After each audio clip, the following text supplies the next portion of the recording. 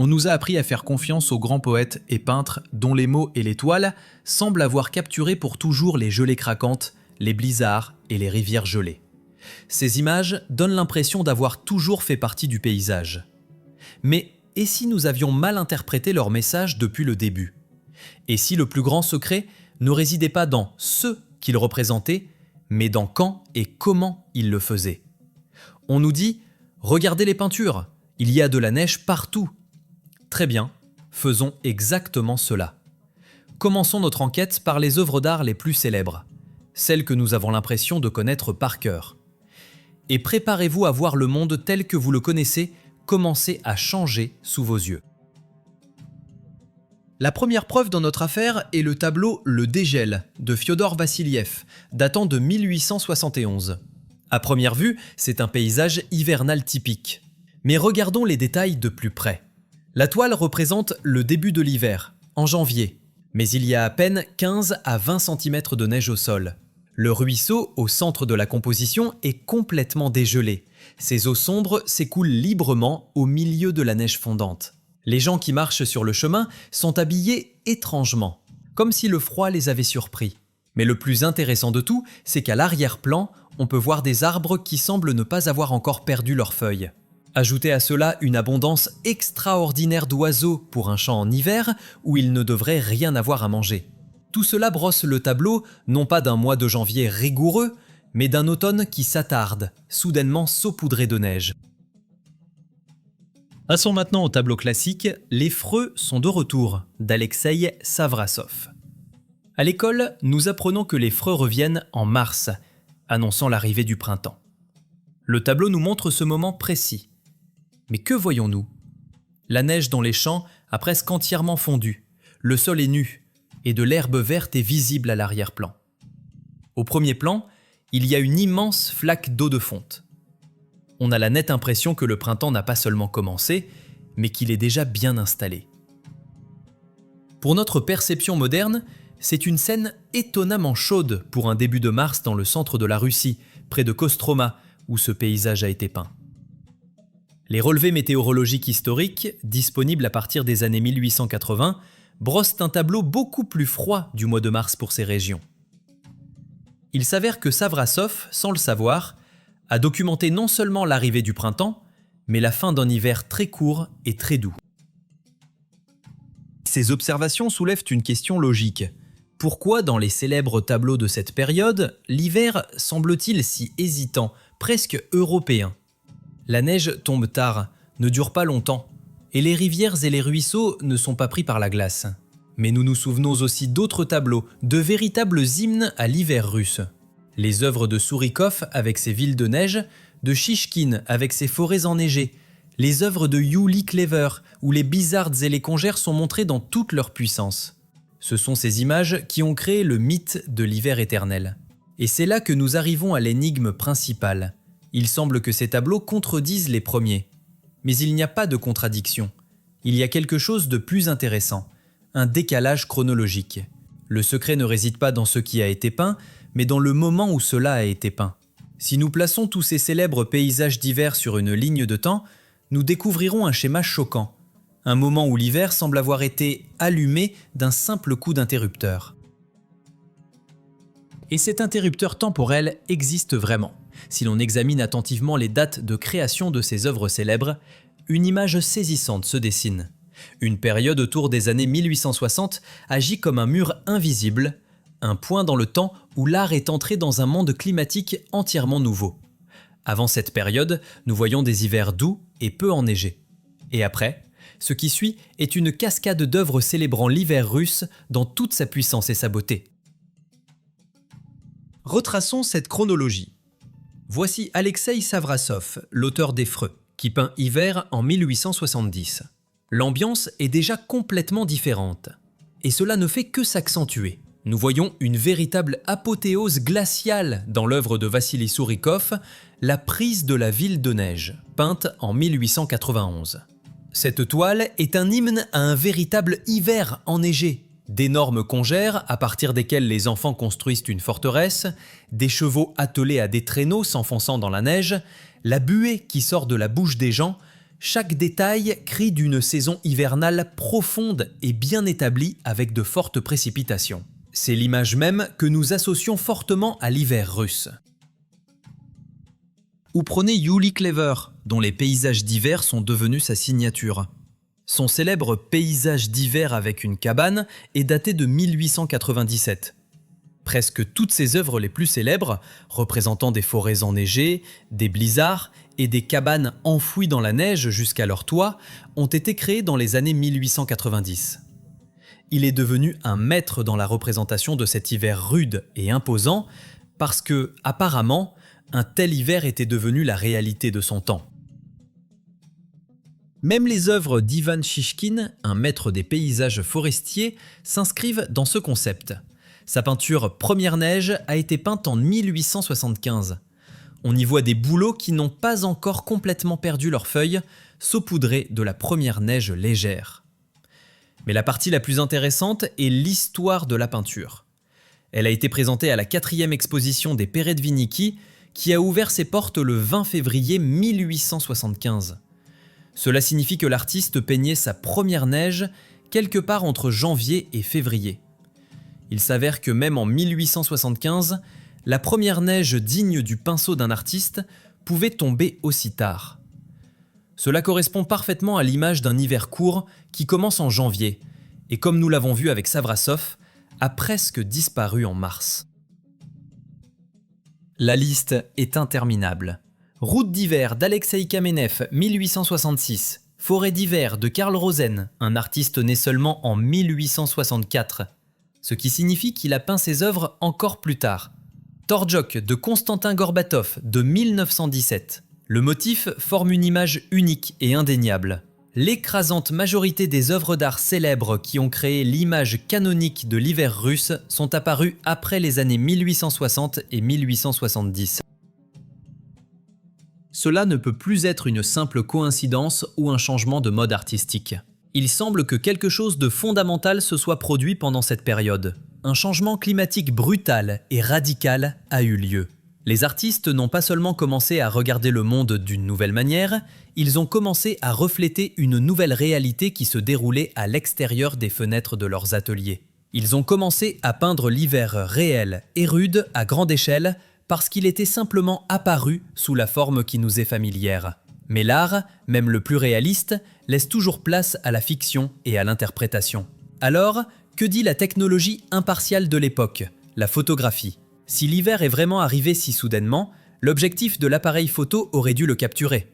La réponse que recèlent les vieilles archives photographiques s'avère encore plus étrange et inexplicable que les énigmes de la peinture. Elle ne pointe pas seulement vers un changement, mais vers l'apparition réelle de la neige à partir de rien. La peinture, malgré toute sa recherche de réalisme, laisse place à l'imagination et à l'interprétation artistique.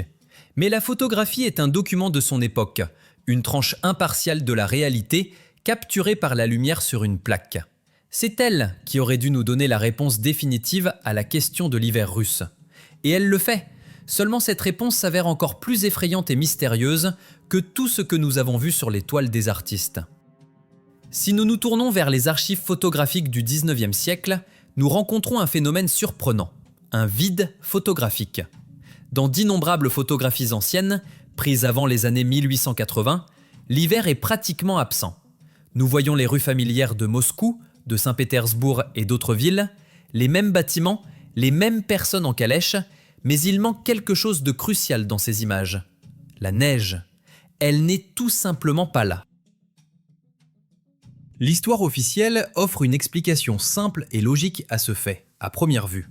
La technologie photographique de ces années était censée être imparfaite et ne permettait pas de prendre des photos dans le froid. Les processus chimiques sur les plaques photographiques ralentissaient, l'émulsion pouvait geler et l'équipement lui-même était trop encombrant pour fonctionner dans des conditions météorologiques difficiles. Cet argument semble convaincant jusqu'à ce que nous commencions à poser des questions simples. C'est là que la logique commence à faiblir et à s'effondrer sous la pression d'autres faits historiques. Imaginez un monde où la photographie est un art nouveau et révolutionnaire. Chaque photographe s'efforce non seulement de capturer la réalité, mais de marquer l'histoire, de faire ce que personne n'a fait avant lui. Il est étonnant qu'en plusieurs décennies, aucun artiste photographe ambitieux n'ait tenté d'être le premier à capturer un véritable hiver russe sur pellicule. Cela aurait été non seulement une percée technique, mais un événement majeur dans le monde de l'art. Mais personne n'a même essayé. De plus, le moyen le plus simple de contourner les difficultés techniques aurait été de prendre une photo depuis la fenêtre d'un appartement chaud. C'est de cette manière même, complètement par hasard depuis la fenêtre de son atelier, que Louis Daguerre a pris la première photographie d'une personne dans l'histoire. Pourquoi personne n'a-t-il pensé à pointer un objectif sur une rue enneigée, tout en étant confortablement au chaud ? Et c'est là que la version officielle s'effondre complètement et irrévocablement. Alors qu'on nous parle de l'impossibilité de photographier une congère à cause du froid, l'histoire nous présente un fait absolument incroyable.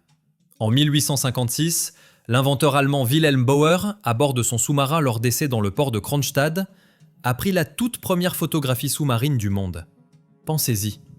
L'humanité a réussi à surmonter des difficultés techniques colossales, créer un boîtier étanche, résoudre le problème de l'éclairage sous l'eau, gérer la pression, et tout cela en 1856. Au même moment, des passionnés parvenaient à photographier des éclairs et même des tornades.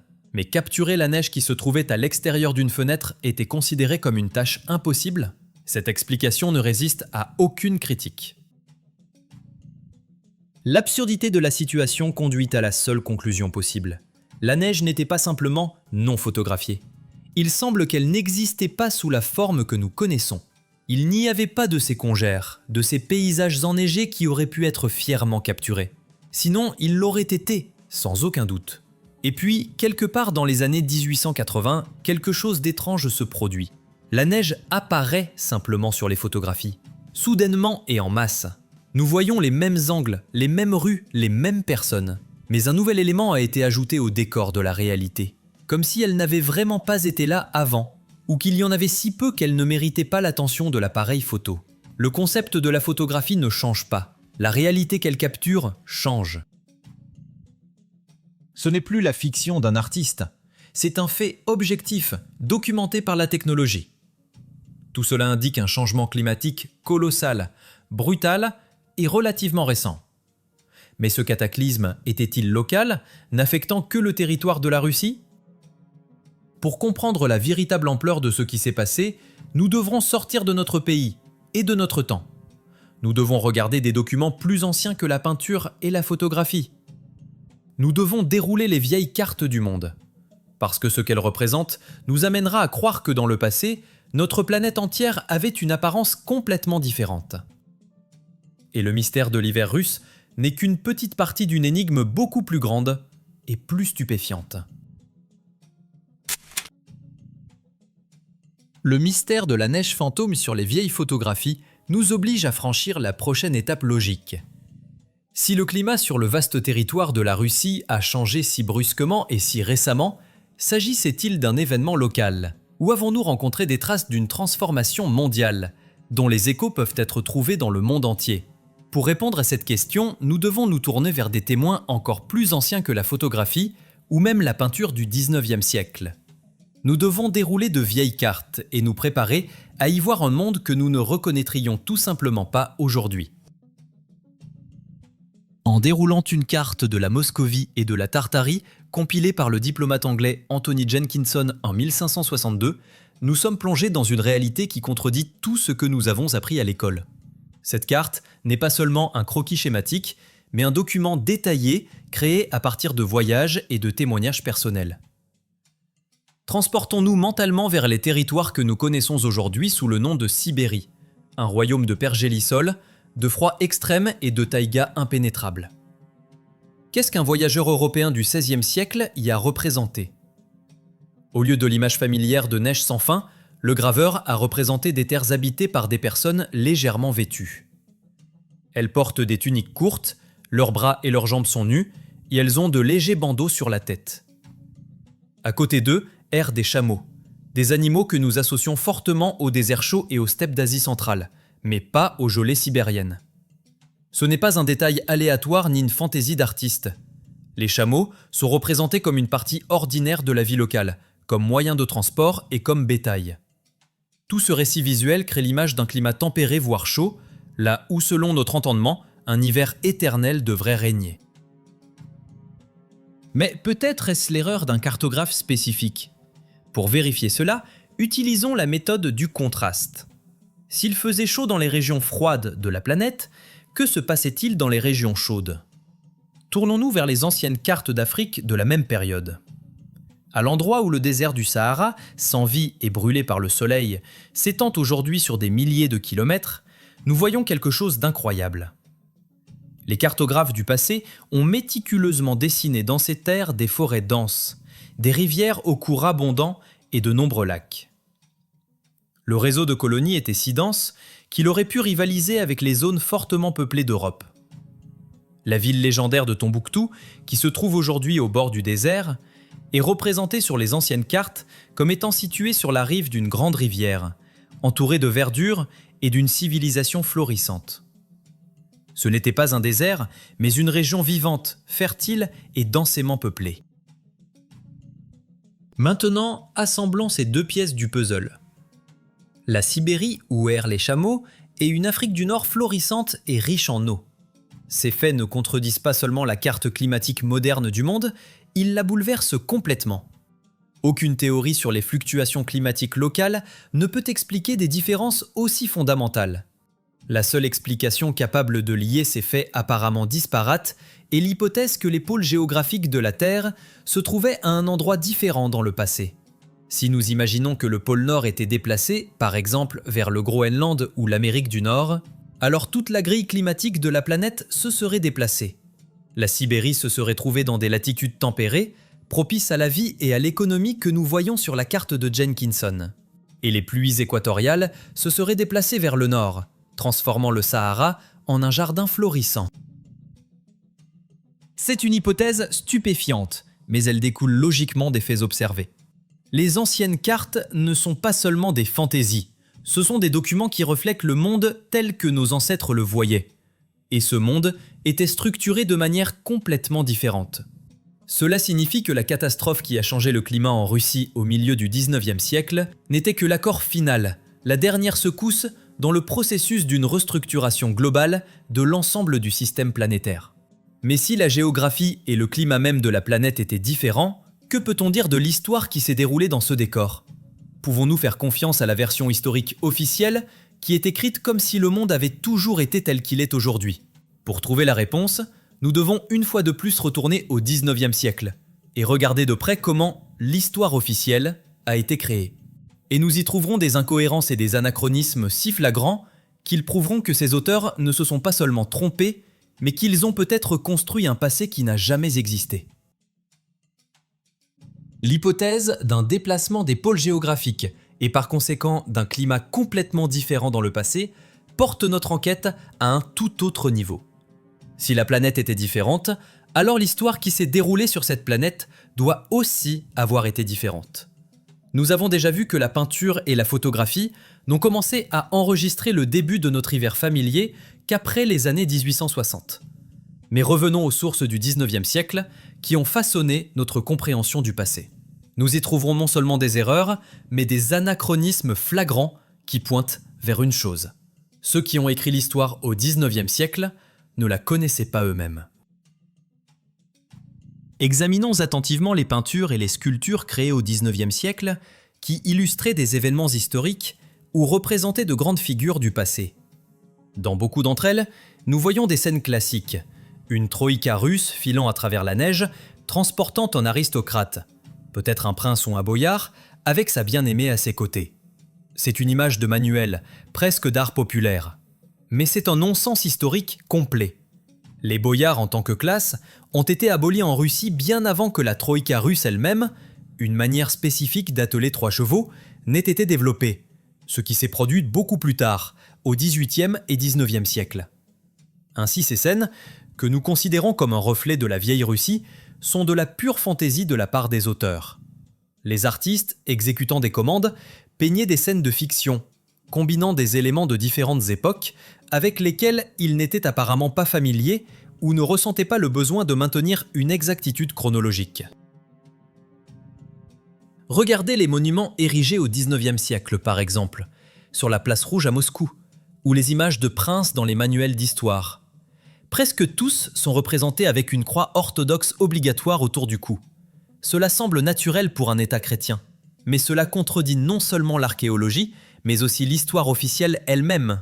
Les historiens et les archéologues ont découvert plus tard avec surprise que dans les tombes d'un État chrétien, qui au moment où ces monuments ont été créés existaient depuis plus de 900 ans, les croix pectorales sur les roturiers et même la noblesse sont pratiquement inexistantes.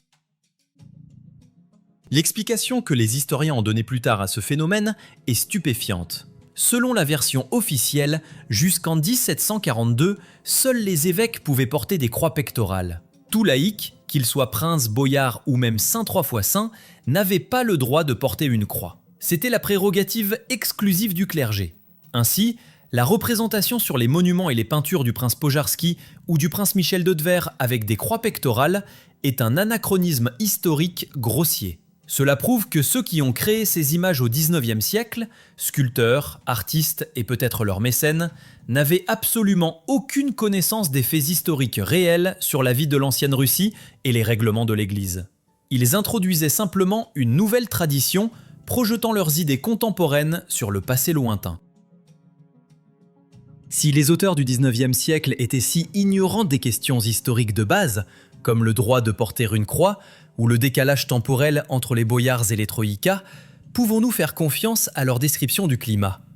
Si un artiste pouvait inventer une croix sur le cou d'un prince, il pouvait tout aussi bien inventer un épais manteau de fourrure sur un boyard, ou créer un paysage enneigé basé sur une réalité qui venait d'apparaître et ne s'était pas encore installée. Toutes ces incohérences indiquent que le XIXe siècle n'était pas seulement une période de changement, mais une période où une consolidation active d'une nouvelle version de l'histoire et d'une nouvelle réalité avait lieu. Dans les peintures, les photographies et les monuments, nous ne voyons pas un reflet de l'éternel, mais la documentation d'une époque qui est arrivée soudainement. Une époque où l'hiver est devenu long et froid, où les croix pectorales sont devenues un attribut obligatoire, et où les anciennes notions de climat, de géographie et même d'histoire ont été soit effacées, soit réécrites. Cela nous amène à la question finale et la plus intrigante. Pourquoi le monde a-t-il changé si radicalement au milieu du XIXe siècle ? S'il s'agissait d'un événement mondial lié à un déplacement d'épaules, cela aurait pu être le résultat d'un puissant cataclysme naturel. Mais et si ce n'était pas un accident naturel, mais un processus contrôlé ? Et si ce que nous appelons aujourd'hui le réchauffement climatique n'est pas une anomalie, mais le retour de la planète à l'état naturel même qui existait avant le XIXe siècle ? La réponse à cette question se trouve à la toute fin du XXe siècle, et elle relie notre enquête à l'expérience la plus controversée et peut-être la plus dangereuse de l'histoire de l'humanité. Notre enquête nous a conduit à une conclusion surprenante. Le monde que nous considérions comme constant a en réalité subi une transformation colossale dans un passé relativement récent au milieu du XIXe siècle.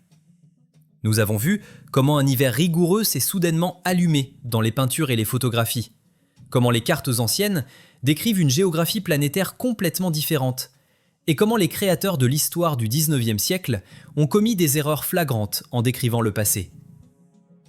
Tous ces fils s'entrelacent en une seule tapisserie, pointant vers une perturbation mondiale, une catastrophe qui a reformaté non seulement le climat, mais peut-être l'histoire elle-même. Mais et si ce n'était pas un accident ? Et si c'était le début d'une expérience longue et complexe, et que nous assistons aujourd'hui à sa conclusion ? Pour comprendre cela, passons du passé au présent et regardons les titres des journaux. De tous côtés, on nous effraie avec le réchauffement climatique. On nous montre des glaciers qui fondent, on nous parle d'hivers anormalement chauds et de records climatiques sans précédent. Mais et si nous regardions cela sous un angle différent ? Et si ce n'était pas un réchauffement, mais un retour ? Le retour lent mais régulier de la planète à son état naturel et originel, qui était la norme avant le changement catastrophique des années 1860. Souvenez-vous des peintures de l'hiver doux du XIXe siècle. Peu de neige, des rivières mongelées, une arrivée tardive du froid. Maintenant, regardez par la fenêtre en janvier de nos jours. De plus en plus souvent, nous voyons la même image. L'hiver calendaire ne correspond plus à la météo réelle depuis des années. Dans les régions du sud, par exemple, à Sotchi, Le lilas, le mimosa et même les perce-neige commencent à fleurir en décembre. Ce qu'on appelle aujourd'hui une anomalie rappelle de manière frappante ce même euro-hiver qui, semble-t-il, était la norme avant les années 1860. Nous ne nous réchauffons pas, nous dégelons après une longue période de froid artificiel ou anormal.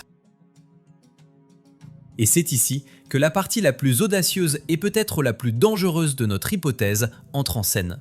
Et si le mini-âge glaciaire observé dans la seconde moitié du XXe siècle n'était pas un cycle climatique naturel? Il existe une opinion persistante selon laquelle l'Union soviétique et les États-Unis, avec leurs essais nucléaires nombreux et extrêmement puissants, dont le pic a eu lieu à la fin des années 1950 et au début des années 1960, ont gravement perturbé l'équilibre climatique de la Terre.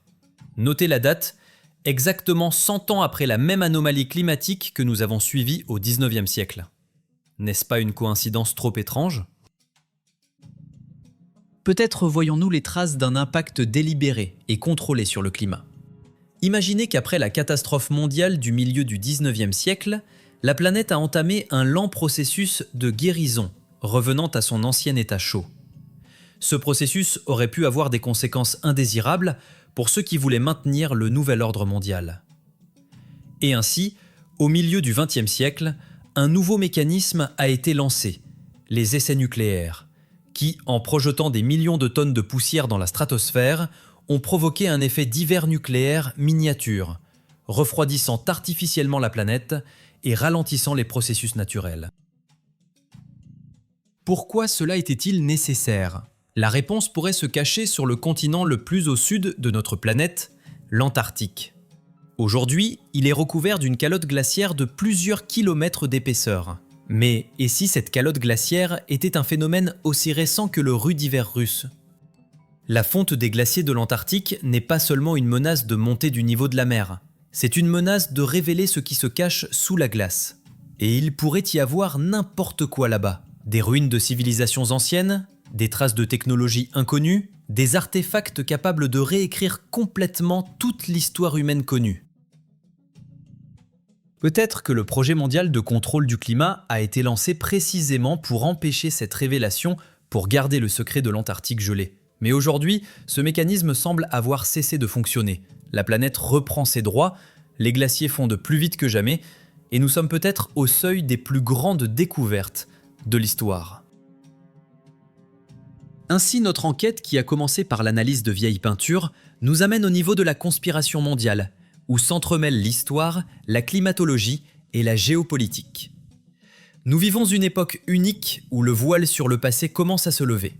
Et la question principale qui reste est la suivante: sommes-nous les témoins d'un cycle naturel, ou sommes-nous les pions d'un grand jeu séculaire dont le but est de cacher la véritable histoire de notre planète et de notre espèce ? La réponse, peut-être, se ferait déjà un chemin à travers la glace qui fond au bout du monde.